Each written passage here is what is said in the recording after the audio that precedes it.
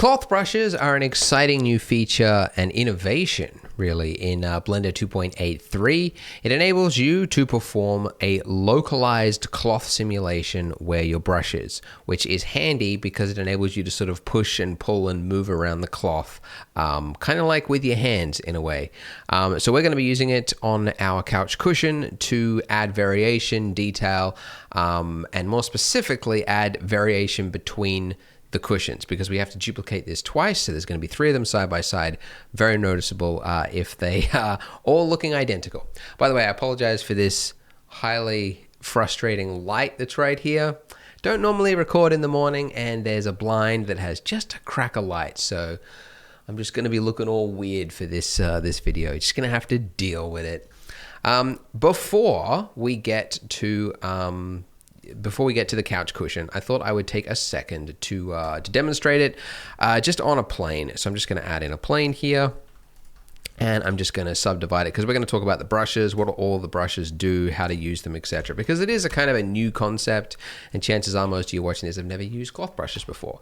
So let's get into it. If you go to the Sculpting tab, that'll put you into Sculpt mode, and then the brush that you are looking for is right down here. Looks like cloth, and that's the cloth brush. So if you were to just click and drag, over a mesh, it would kind of do like stuttery thing. And that's because by default, it's got mirror turned on. So it's performing the simulation twice. I don't know, it's weird. It shouldn't work with symmetry turned on. But anyways, once you do that, you should be able to move it around pretty freely. So you can see sort of what it's doing. It's as you sort of push it in one direction, it's kind of forming ripples. As you push it the other, it's kind of like you're sliding your hand across the fabric. Now, if you pull up the sidebar with N, the properties, go to Tool, then this will give you the actual tool properties. So whilst there is one cloth brush, there is actually really this many types of cloth brush. So the default one is drag, but there is push as well. So push basically performs a push, as in like straight directly down into the mesh, and then it creates wrinkles where there would be wrinkles. Now that's very similar to the inflate brush. The inflate brush by default goes in the other direction, but you can invert any brush by holding down Control, and you can see that the push and the inflate brush behave very similarly. But I guess the inflate brush, like once you've pulled it out to here, it'll also start pushing the bits that are out like outwards a little bit. So I guess that's the difference between an inflate and a push. Then you also have the next one, pinch point. So this one will essentially pinch wherever your mouse is, if it will actually do anything. All right, there we go. This one is honestly pretty hard to control. I don't really particularly like the pinch brush, to be honest. It just seems to form creases in sort of various directions. You've also got pinch perpendicular, which creates it sort of like your brush basically has to be moving, basically. And then in the direction that your brush isn't moving, perpendicular to that, it will sort of push them together. That's my understanding of the pinch perpendicular. And then the last 2 brushes, grab and expand. Grab is actually really handy. It enables you to grab parts of the mesh and pull it up. And it's, pretty similar to the grab brush in Sculpt. Like if you hit G, the grab brush, like it behaves pretty similarly to that. But when you push and you move things, it will add in creases and things around it where they would logically, this is a terrible example because it's on the plane, but it's actually going to work really well when we get to our couch cushion there.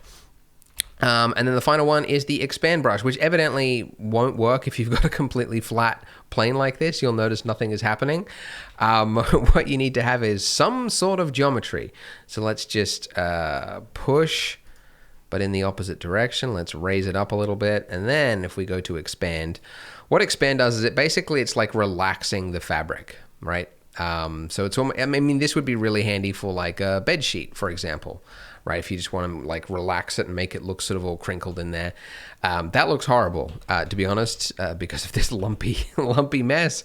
But it's better when you're not demonstrating it on a flat plane. Let's just say that. Okay, now, thank you, Toggle.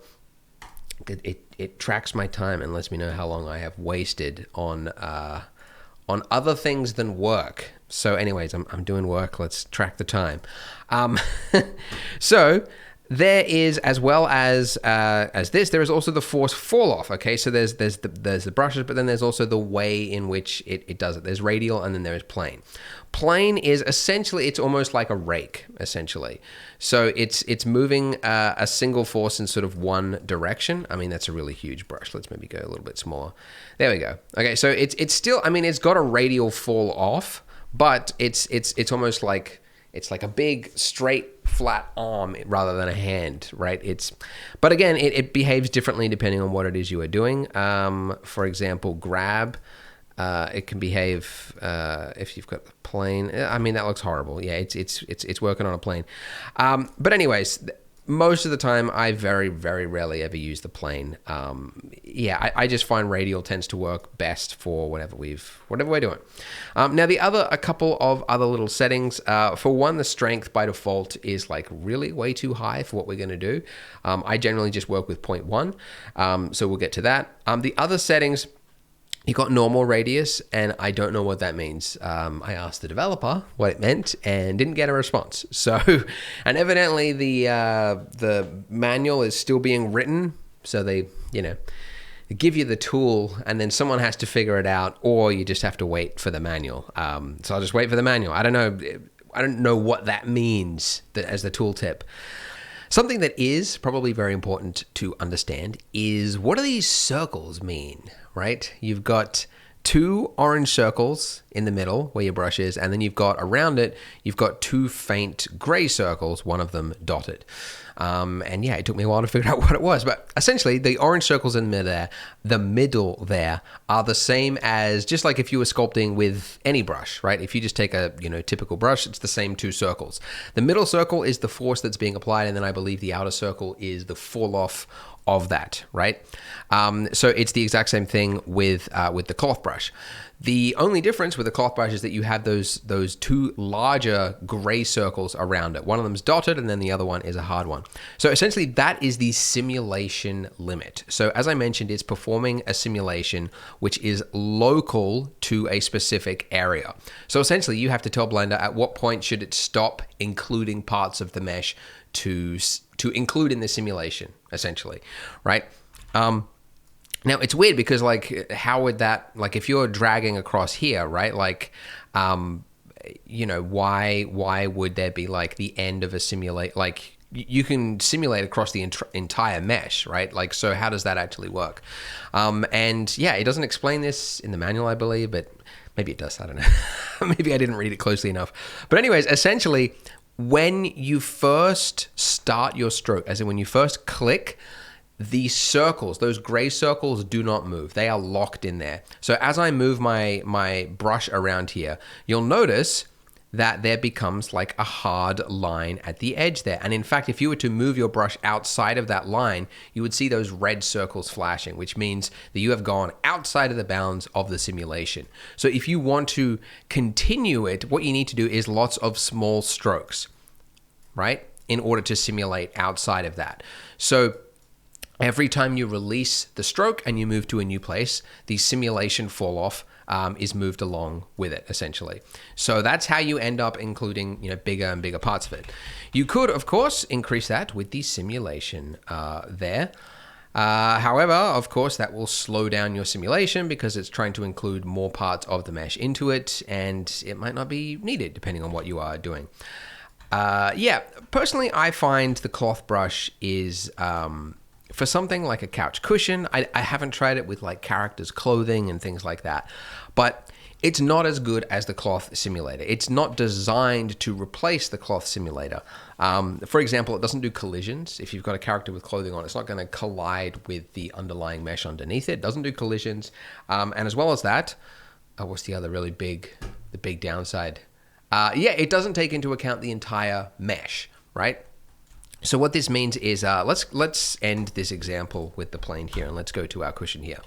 What I mean by this is when we did the simulation for our couch cushion, it treated the mesh like the entire mesh was made of fabric, right? And if one corner of this was to be grabbed and pulled this way, it would retain the shape of cloth, as in like it can't tear, it's not bendy like melted cheese, it has to retain it. Whereas this cloth brush here, for example, I could go into grab mode and I could just, grab part of it like this. And you could see, right, like that, this shouldn't exist in anyone's reality or nightmares. It shouldn't be possible.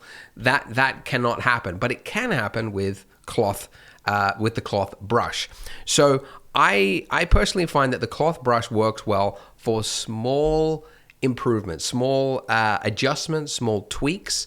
If you want to have like a bed sheet or actually, I haven't tried it with a bed sheet. A cloth brush probably actually works really well for a bed sheet. But if you want to have, like a couch cushion, if you want to have clothing, if you want to have, severe stretching, you should be using the full cloth simulator, because otherwise you're going to end up with like very quick, like I've done this so many times, and you end up with something that looks like it's not possible. Like this here is not possible. There's no way for the stretch to be stretched that much without this corner up here also being pulled in that direction, right? So you can very quickly create something that is impossible for it to work. So anyways, in our example, what we've done is we've created the cloth simulator for the cushion. Great. Did that. We got the basic shape of it. Now we're going to be duplicating this, right? 3 times or twice, and you can see that this looks very repetitive, right? If this was you saw this in a room, in an ArcViz scene or something like that, it's like, yeah, that couch looks fake, right? So the cloth brush is going to enable us to add small tweaks and small improvements, small fixes and things, which will add variation between these cushions. And it's also going to enable us to do a couple of things like adjust some seams and make this here look a little bit more bulbous. One thing I want to do before we duplicate each of these cushions, though, is I want to have this interacting with this backboard here, because obviously it's not going to look very good if the cushions are going to be rotated like sort of 10 degrees like that. If it was just sort of like intersecting like that, or if it was perched like that. So because we didn't have cloth collisions, we're going to fix it right now. So basically, in sculpt mode, there is a brush called the Draw Sharp brush, which when you draw, looks like this. Turning off the symmetry, it looks like this, which is pretty perfect for this edge right here. So before we draw, we want to make sure that the cushions are where they need to be, essentially. So let's just scale up this cushion a little bit and bring it down a little bit, because this is where the base cushion is going to be, and so this is where our line needs to be. So with our draw short brush, you could draw it like that. However, you might not be able to draw it very straight. So there is a stroke method called line, which is going to be exactly what we need. So then just pick an area just below where the board actually appears, and then just draw across it like that. And there we go. It looks like it's being interacted with, which is definitely a lot better. Okay, so now that we've done that, duplicate it. 1 each side. That is running out of room a little bit on that side. It's okay if there's a little bit of intersection, because we can fix that with the cloth brushes using the grab deformation, which would be kind of cool. That's pretty good. And also, I'm going to make one of these, just this middle one here, rotate it an extra 5 degrees to add just a little bit of variation. And this one I'll just rotate a little bit along the Z-axis. All these little things will just help it, not look perfectly aligned, much like the real world. Digital perfection is perfection. No, imperfection is the digital perfection. Try and remember my own quote there. Anyways, okay. So into sculpt mode now. Let's start by adding in with the cloth brush here, the inflate tool, and we're going to add in that lumpy look, right? You can see some of them look really taut, some of them look kind of lumpy, right? Like it's almost like it's been stuffed with goose feathers or something. Those like you go to a hotel and the pillow looks kind of like lumpy. It's because it's got that goose feathers is what I believe it is. But anyways, we want it to look lumpy, so I'm just going to do some like little strokes. Now, one thing to note is you'll notice that if you just like hold your brush in one location, it doesn't keep adding to it. And that is because the stroke method is set to space, which means you have moved it a significant amount before it'll actually perform the next bit, which is not what I want. I want to set it to airbrush so that I can click and hold in one place. However, it's way too much by default. So the strength is 0.5 by default, which I think I mentioned is just way too high for pretty much everything we want to do. So 0.1 will be a lot better. And now that I've done that, I should be able to just click and drag around. Now I'm doing this all with my mouse. If you have a tablet, I would recommend using it. I do have one, but I want to show you that it can be done just with a mouse, because whilst you definitely need a stylus to sculpt something like a character, because it's a lot to do with sculpting skill, something like the cloth sculpt brush, it's not as reliant on your sculpting skills. So I want to show you, because I know most people that are following this tutorial are probably in ArchViz, they want to make furniture and they don't have a need for a stylus. And if you saw me using one, you'd be like, oh, well, what's the point in following this tutorial? It's not needed. It'll just help a little bit for certain things like this. Okay, so you can see like adding in that lumpiness has helped. And the reason we didn't do it before we duplicated it is that this uniqueness in the way that we just painted that will help each of these little cushions just to look a little bit different, which is really the whole aim here. Something else you can do, by the way, is the seams here.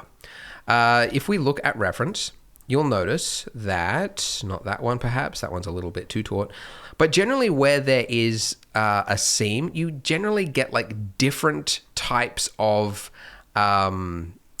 different creases and wrinkles. Like the wrinkles kind of like reset wherever there is a seam, right? Like you get different things. And I was trying to figure out like, how can I do that? And then I realized like there is a new feature in Blender 2.83 that came with that release, and that is called Facesets right here. And Facesets means that you can like click and draw, and then you click and draw again, and it'll keep drawing different random colors, and then each one of these colors becomes a mask. Now it will be very time consuming to like draw out this. However, there is thankfully a way to go Facesets by UV seams, and now each of our seams here has its own little color there. Which means I can now use my cloth brush, and by default, nothing will have changed. However, in your advanced settings, there is something called Facesets auto masking, which if you enable this means that when I paint or when I, perform an operation like drag, for example, ignore my daughter, I don't know if you can hear her, but it'll only perform it where I started my stroke, which in this case is the blue area.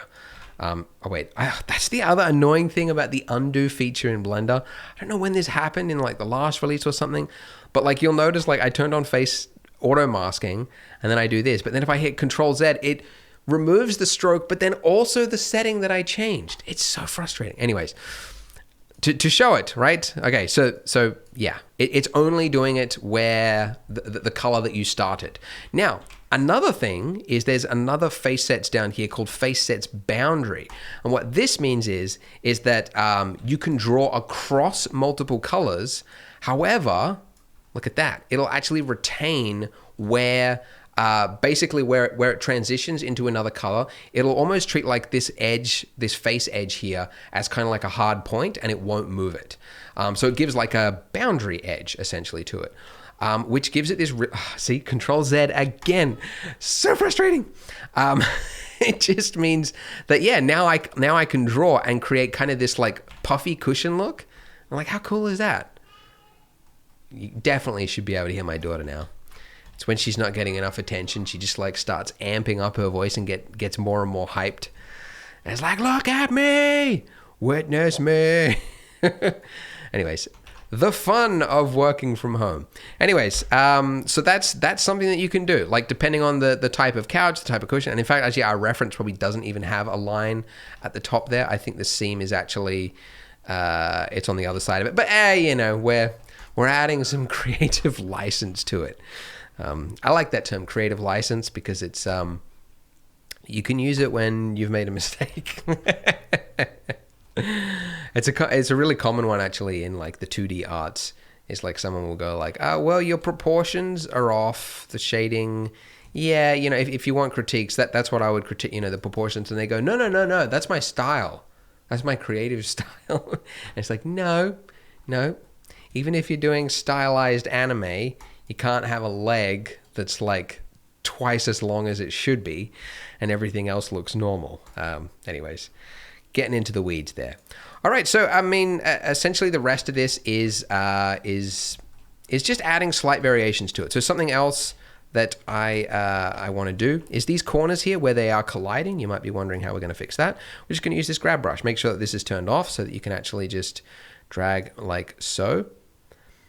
And it should actually add in extra wrinkles where that bit has sort of intersected. So I can move this out a little bit, pull this in, sort of make it look like it's sort of like leaning against that edge. This part, pull that back a little bit. So you can see like as you grab it, you get these extra wrinkles there, which is really cool. It's kind of the one like type of deformation in these brushes, which is kind of different in that like when you click and you hold it down, it doesn't do like this like ripple. You know, like you can kind of click and do it and it'll just add in like static ripples, like static wrinkles as you go, which is really cool. So yeah. Right. Like so. And you'll notice that as I'm doing it, I'm doing very small operations because as I've mentioned, I think a lot, you can overdo it very quickly. And so, yeah, it's much better to do small operations, see how it looks from afar, come back in, do some more if needed, rather than doing like going crazy with your cloth brush. Because I know it's fun. It's right. You know, you feel like you're reaching through your monitor and like doing these like wild, like I'm moving the fabric, man. Look at it. It's a loosey-goosey pillow. But then you've just like ruined it, right? So just go easy. Yeah, just small little movements to break up the repetition. That's really what this step is all about. I don't think I mentioned the drag brush, right? Something I like to do is going off reference. You can see that the tops of it has kind of like been pulled down, like it's like kind of stretched and kind of taut. So you end up with like extra ripples along the top there. But when you do that, you get these extra wrinkles across here. So for that, very simple. Just smooth it out by holding down Shift. Shift, by the way, is just a way of temporarily enabling the smooth brush. It's the exact same thing. I'm not sure if I mentioned it, but I gave my cloth brush its own shortcut, Control-Shift-C, which you can do just by right-clicking and saying Add Shortcut. I find most of the sculpt brushes in Blender should have shortcuts, but they don't. Like there's no reason they shouldn't be, because there's a whole bunch of empty keys that aren't doing anything when you're in sculpt mode. So I don't know why, like some of them have hotkeys, but then they just didn't bother with the rest of them. I don't know. Maybe it's like nobody wanted to go through the task of, what do you guys think of Shift T? And then there's just like a thread of like 50 pages like, well, Control Shift T, that kind of confuses me because I use Houdini and I don't think that's a good one. And they never have like a better solution. They just don't like all the other suggestions, you know? Yeah. That's why I really tip my hat to William Rainish, who did the whole 2.8 UI revamp, because if you're not involved in like, you know, the really honestly like religious politics that comes with UIs, it's extremely frustrating. Anytime you decide to do something like, I got to hide this feature because no one uses it and it's just cluttering the interface, there would just be like pages of people going like, I use this feature every day. And it's like, not everyone has the latest computer. We have to use the legacy tools for the blah, blah, blah. And, you know, if you didn't change it, you would end up with ZBrush, right? The ZBrush with its Boeing 747 cockpit looking interface, just like switches and things. And like one of the brushes is dragon bones. Why? Change it. Just it shouldn't be that hard to debate that, right? There's some things that you should just be able to say, you know, the one guy in the world that uses that tool, no, most people don't need it, so we're just going to delete it. Dragon bones. The only thing really that is left is I think there's just this repetition on this side. Like this side's pretty good. I think these all look pretty different. So really, if I just change this middle one, that should be enough, because I don't think you'll notice that to there. So yeah, so I'm just going to go and just do one last little, if I can find the thing, grab. No, I'll drag. Drag and grab sound very similar and do completely different things. But that's all right. You know, it's a cool tool. It's innovative, I think. I don't know if any other software has the cloth brush tool. As far as I know, Blender is the first. I could be wrong. But it seems to be original, which is cool. It's nice when Blender seems to be sort of leading the industry in some places. But anyways, I don't like this area here. I'm just going to smooth this with a bit of an inflation. A little bit there. Yeah, that should do it, I reckon. So that's kind of like a lumpy bit. Yeah, I like to do that when it's when you've got an area that just doesn't look right and you're like, I don't know. It's like, I'll just make it lumpy, make it taut, and you know, and it's usually pretty fine then. I'll move this in.